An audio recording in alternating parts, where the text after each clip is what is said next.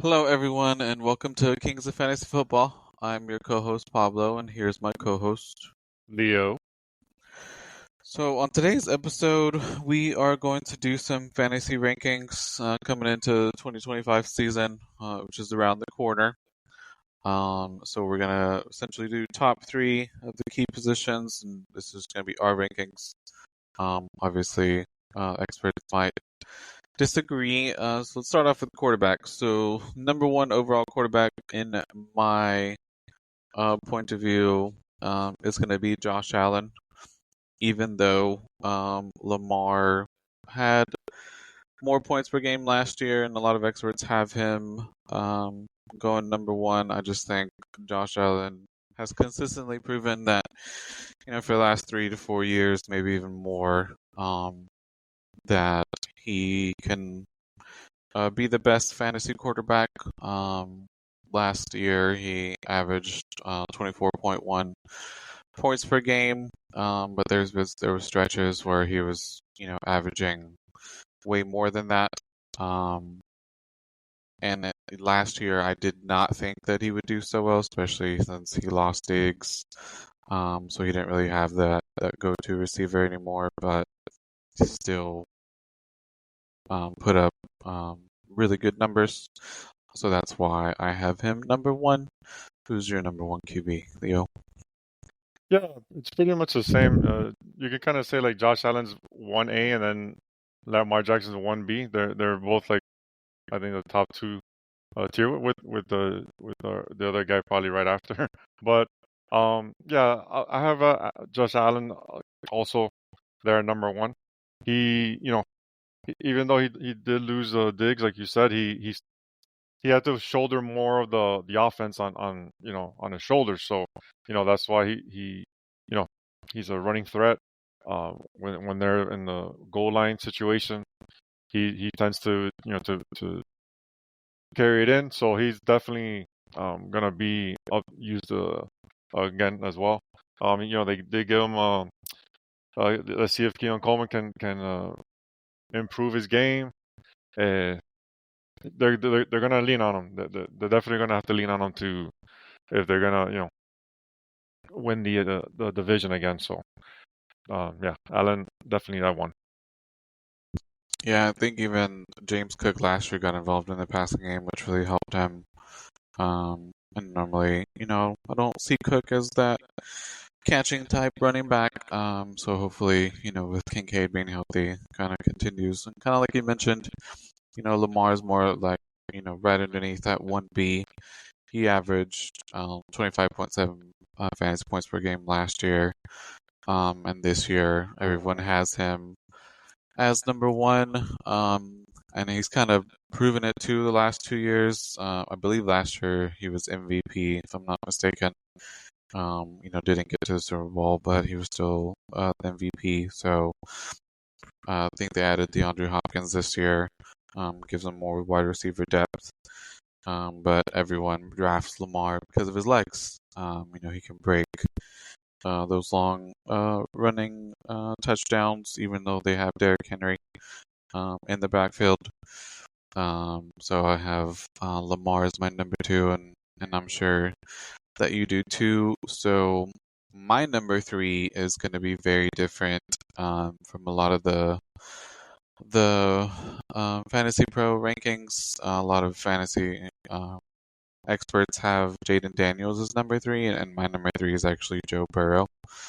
Burrow averaged 23 points per game last year, but in his ranking, he's not number three by a lot of fantasy pros. And I just think with Jamar Chase, if T. Higgins is healthy, because Higgins missed 4 to 6 games last year, then another a year under Chase Brown's belt, and Chase Brown is being used in the passing game as well. And since they lost a lot of defensive players on the defensive side in Cincinnati, it's going to be an offensive-oriented Bengals again, and I think Burrow's going to have to pretty much exceed expectations. 'Cause I know last year they fell short of the playoffs. They had a rough start last year, so I don't see that happening again to where they start off 0-4. Who's your number three? Yeah, Burrow. Yeah, he's definitely in the conversation there. But I do have Daniels there at three after Lamar and Allen. They to me Daniels is has the same running ability as these other guys. Uh, he has he did very well rushing the ball, and this year they added Debo Samuel to the mix. That's only going to help him. Another weapon that he really needed because everything was funneling towards Terry McLaurin. So definitely it's going to be an opportunity for Daniels to even have more, not only the rushing, because that should maintain or probably get better. And now he can throw a little bit more. Definitely has another like a 1-2 punch with the ever the the the Mr. Zach Ertz that doesn't seem to want to go away. He's coming back for another year. That he had a resurgence last year at his age, over 30, and so as long as these guys stay healthy, that's probably the biggest question mark here would probably be the health of Debo, that he tends to get hurt sometimes, and Zach Ertz, he was pretty healthy last year. Um, but other than that, he does have the, we're talking about like right now, so he does have the weapons. Um, Also, Austin Eckler's returning, which he's a dynamo in the backfield, receiving the ball. That he scored more points than the starter Brian Robinson. So I see that continue. So last year, Daniels averaged 22 and a half points per game. So since you have him ranked number 3, I'm guessing he's going to have to, surpass that. And the the reason I didn't have him as number 3 is, we see with the rookie campaigns, no one has film on these guys, and they kind of do really well. We saw that with CJ Stroud, who had one of the best rookie seasons, and then everyone was like, "Man, Jaden Daniels did even better," because of his legs. So I think kind of like that sophomore slump, kind of comes into play. Defenses have more film, um, and I think that's the reason why I don't have him as 3. Um, So to have, that same fantasy impact, I don't know if he's gonna finish higher than that. Uh, but we'll see. Like you said, they have, Austin Eckler, they got Debo, so if Debo can be healthy, because I've seen some reports where he was looking, kind of out of shape. But I think he's been working hard to kind of get back into playing shape this off season. So that kind of rounds out our top 3. Now let's move on to running backs. So, my number 1 running back, even though, the consensus for running back this year is Bijan, I'm actually going to go a different direction. I think with a new coordinator in Detroit, I think Gibbs is going to finally catapult into that, not more of a split backfield, especially since Montgomery got hurt last year. Gibbs averaged double-digit fantasy points in all but one game. 22 years old, so I think this is the year we can finally kind of catapult himself again into that, top 3 finish. Do you have your boy Bijan as number 1? I do. Uh, 'cause we kind of talked about in the last podcast, he's gonna be the workhorse for this up and coming Falcons team. They're gonna Penix is gonna be behind center, which if you think back, everybody was kind of intrigued with where Kirk Cousins he got hurt. Didn't really get a chance open up the offense that much, and Drake London started coming along a little bit with Penix a little bit, and so you know they're gonna have an entire off season to get acclimated, and I believe this offense is gonna be soaring this year, and you know Bijan has proven that he's every year he's been getting better and better, and this year I think he's gonna. I know he has some lofty goals to take over, and he's young. These other couple of guys that I know you talked about Gibbs. Gibbs is gonna be probably more involved in the receiving game as well, but he does have Montgomery still, so that's why I think Bijan has more opportunities to be the bell cow here. So that's why I got Bijan. I won. So Bijan is number 2 for me. Kind of pretty much like everything you're saying. Hopefully with Arthur Smith out of Atlanta, and like you said, if Michael Penix behind center, he did to me really well last year, Bijan, with all the turmoil in Atlanta. So who do you have as number 2? At number 2, I got Saquon Barkley. The only thing that scares me about Saquon is just the amount of touches he had last season. But the offensive line is still going to be top shelf, and they're they're going to be leaning on him.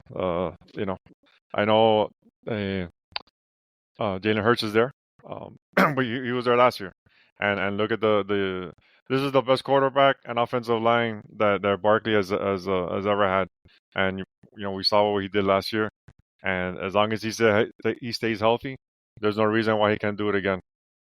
So I got him. I got him at 2. So you think his 21.2 fantasy points per game last year is gonna still be like that? And the reason I'm asking because he had a ton of carries last year, and I don't think the Eagles want to do that again.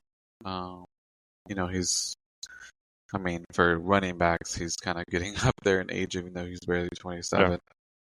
Yeah. So yeah, he should be hovering. He should be hovering around there, over 20 points per game PPR. per game. I think so. Okay. Now number 3 for me.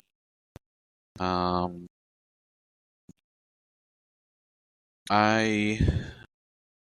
gonna go out on a limb here,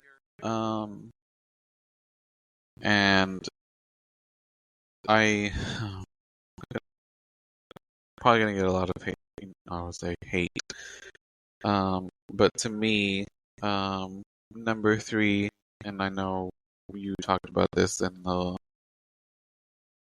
last pod. You got him as your top pick in your draft. Number 3, I'm gonna give that to the rookie in Genty, over Barkley, and that's only because again I'm worried about Barkley's workload that he had last year. And I think if you're Las Vegas and you drafted Genty so high, it's because you're just going to give him the ball. That's going to be your game plan. You said in our last pod, Pete Carroll, who would hand the ball out to Marshawn Lynch pretty much every game, a lot. And I feel bad for Genty because they're going to use him a lot, so he's going to get a lot of work. So I have Genty as 3. Who's your 3? Yeah, I have I love Jonty up there too. But in this exercise, in terms of rankings, I'll go with Gibbs here. He's gonna be last year I believe he had 18.9 points fantasy points per game, and he's gonna be around there too. These guys are they're gonna be what you have said, and what I kind of mentioned it before. There is talk that he's gonna be even more involved in the passing game. So we'll see how that goes, but I think he's definitely going to be in the mix there as a top 3, top 5 running back this season as well. The other 2 guys that I think also we're going to probably end up rounding out the top five is probably Gentry, like you talked about, and kind of like a sleeper is Devon Chain. He's gonna be getting a lot of touches here in Miami. As long as he stays healthy, he's gonna be a dynamo in PPR leagues for sure. So that's someone also to look at that he can make a push to be in the top five. Okay. Now moving on to receivers. So in this section of the rankings, I'm gonna go a little bit kind of like you said, like a 1A 1B, but I'm more concerned about the 1B just because we know, historically wise, the wide receiver one last year is very hard to repeat that same finish the next season. We've seen that with CMC last year, who finished RB1, and then people were drafting him with number one overall pick, and we saw how that turned out. So I feel like everyone who's already drafted and got Jamar Chase number one overall, I don't see him finishing. And I just think that Justin Jefferson to me is the safer pick just because we saw last year he still finished 16.2 fantasy points per game with Sam Darnold behind center. Everyone was worried that he wasn't going to do well, and I know I was a huge Sam Darnold fan because he was still making JJ fantasy relevant. And I think JJ McCarthy is going to surprise people. People are kind of hesitant because we've never seen him. He's coming off a major injury, but I still think he's going to do really well as far as keeping JJ fantasy relevant. So I have JJ number one. Assuming your number one is Chase. Yes, yeah, yeah. No, Chase is like you said, it's tough to repeat as the number one. Whether running back or quarterback, whatever. It's tough to repeat as the number one ranking. Uh, but I think that he's still gonna produce they're gonna be funneling the ball to him still. Top. Last year he had 127 receptions for 1,700 yards and 17 touchdowns. It's gonna be tough to repeat that, but I still think he's gonna be in that ballpark. He's gonna be the number one target in that offense. Him and Burrow have a super strong connection from their even up to their day back in their days in LSU. So that's gonna continue. Like you said, 1A, 1B is Jefferson. Jefferson is gonna be always. He's always gonna be in the conversation as a top two pick. As long as he's healthy. So I'm very intrigued to see what McCarthy can do in this offense. Going to be very, very, very intriguing for sure. So definitely, any one of those two, you have those guys, just insert them and don't even worry about it for the year, only on their bye, because they're going to be in there all year long. Okay, now for number three, a lot of experts have Lamb as number three, but I'm actually gonna go with Amon-Ra as number three, just because to me he's been much more consistent than Lamb. I think just especially this year with a brand new, if you want to call it, rookie head coach in Dallas. Prescott was hurt, even Lamb got hurt, and I trust Dan Campbell more than I do the new head coach in Dallas, and we always know that Amon-Ra kind of has that chip on his shoulder. Last year he probably didn't do as well as some fantasy managers were expecting, but I think this year he can finally get back to that top three type finish. So I have Amon-Ra as three. Who's your number three? So my three is actually going to be a little surprising. So, like I said, most people do have CeeDee Lamb at number three, but I'm actually going to go with Malik Neighbors as my top three receiver. Last year he had 170 targets as a rookie, and that's having crappy quarterbacks Daniel Jones, and the rest of those three stooges that were behind center last year for the Giants. So, and even with that, he had 109 receptions for 1,200 yards and 7 touchdowns. So, with all that, now he has Russell Wilson, which is very accurate, and I'm pretty sure most of those throws that was going his way last year were off the mark. So, with Russell Wilson being behind center, with more accurate throws, that's going to give Neighbors more opportunity to convert that monster target that he's going to get again, and he's definitely going to be in the conversation top three uh, uh, receiver this year for sure. Okay, I like that. I was really hesitant to do someone else's number three, but I'm like, no, I don't want to be biased. So wrapping up things with tight ends, I think we're probably going to have the same number one in Brock Bowers, who had a stellar rookie tight end season. Um, I doubt he'll have the same numbers, especially since it's probably going to be, Genty getting a lot of touches. But I think when they are, having to throw or having to convert, tight ends tend to be that security blanket. Maybe him and Gino can establish a good rapport with each other. Um, do you have him as one, or you have someone else? Yeah, no, for sure. What Brock did as a rookie last year was very impressive. He's another guy that another player that had a horrendous quarterback play, and he came through big time. So definitely out. He's gonna, like you said, he's gonna have a better quarterback in Geno Smith than he had last year, and the sky's the limit for him. He's gonna be the number one target in this offense for sure. And number two, a lot of experts have McBride as two, but for my number two, I actually have George Kittle, and that is especially with the exit of Debo, and then now, I'm not sure if you saw, but I think Jawan Jennings is either requesting a trade or he wants, more money to stay in San Francisco. So if he leaves, I don't even know who they would have, as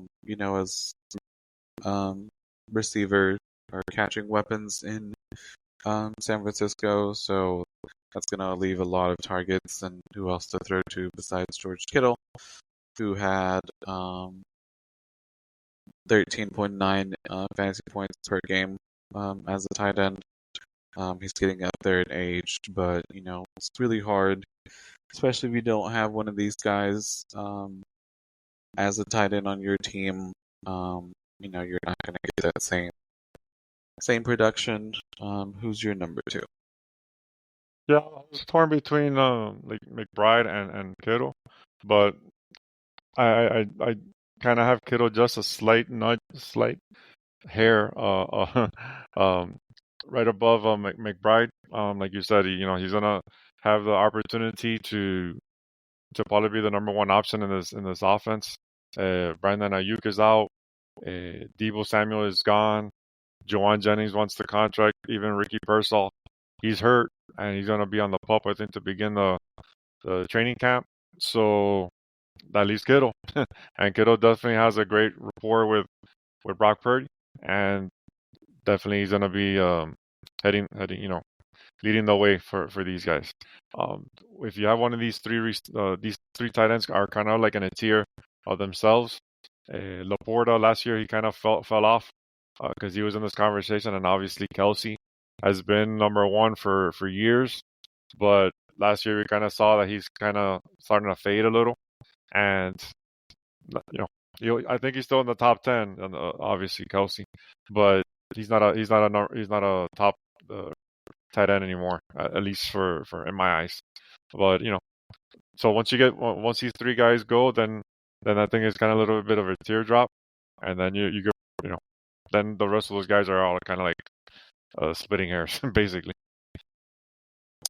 Now, the thing that's insane to me in reading this stat, from an article that I found on Sleeper, so McBride finished in finished third in points per game for a tight end, despite not catching a touchdown until week 17.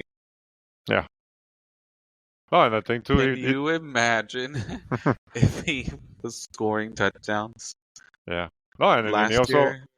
he's also playing without Brock, without Murray for the first half of the year. So he's these guys are really good, man. They're the focal point of their offense, and they're gonna all three of these guys are gonna be scoring some points. Okay, so that pretty much, rounds off tight end. So it's Bowers, McBride, and Kittle, kind of like Leo was saying. After these three, it's kind of, you're not gonna probably get that same production. Now, I do want to at least do like a dark horse here, and I think, even though he's ranked number 7, at least on ESPN rankings, I think in Njoku's, if he has Flacco under center, him and Flacco have a really good relationship, so kind of be on the lookout for that. For anyone who hasn't drafted yet, or all these guys are gone early, I'd be on the lookout for Njoku. You have a Yeah, dark horse for tight end? yeah, definitely in the middle rounds, someone to look at for sure. These guys, he has the opportunity to make a if Flacco's there, so he's definitely one to look at. Another dark horse probably to look at is probably TJ Hawkinson. Um, prior to his injury, he was a top 2, top 3 tight end, and they're gonna have McCarthy there, and even though Addison is there, I think that this offense is gonna be very high powered, and if he can come back with now that he has an extra year away from after the injury, I think he can maybe return and be. I don't think he can catch those top 3 guys, but maybe move up a spot or two, to because he's gonna be a force in the red zone. All right. Yeah, I think this, especially if Addison has a good year again, a lot of eyes are going to be on both him and JJ. Kind of leaves Hawkinson open, and then maybe who knows, McCarthy will use him as a security blanket because tight ends tend to be that security blanket, especially it's McCarthy's rookie year. Since last year he was out for the whole year. It'll be his first year under center. So that kind of wraps things up for our fantasy rankings. Hopefully you guys kind of use this to kind of prepare for your drafts. Who knows? Some of you may already be drafting. It's pretty much the end of July. So people maybe start drafting early August. Kind of the roadmap. Since it's almost the end of August and about to get into end of July, about to get into August. I'm going to do some mock drafts, kind of actually prepare our listeners for their actual drafts. Hopefully that helps you guys out. We'll kind of do some different ones because PPR is going to be different than a 2 QB league. So we'll probably do a few mock draft episodes. If you have any questions, you can reach me on X. That'd be at ArchReaper, ARCHREAPR. Please give us a follow, like the show, share it, help us get the word out there. Leo, where can they reach you? Yeah, if you also have any fantasy questions, dynasty questions, you can reach me on X at smooth1074. All right, thanks everyone. Peace.